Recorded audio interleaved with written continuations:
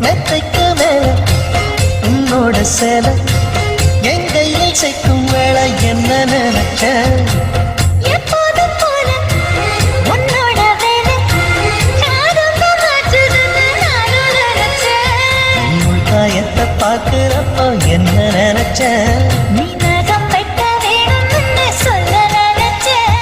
நாம் உன்னோடு ஒன்னாகும் நேரத்தில் உன் பூந்தேகம் தாங்கும்னு நினைச்சையா கல்யாண சொர்க்கத்துல கச்சேரி நேரம்னு கட்டி போடுச்ச நான் கட்டி போடுச்சேன்.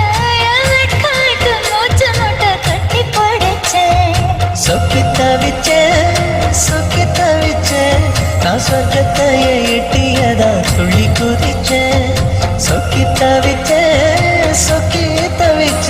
நான் சொர்க்கத்தையே எட்டியதா துள்ளி குதிச்சேன்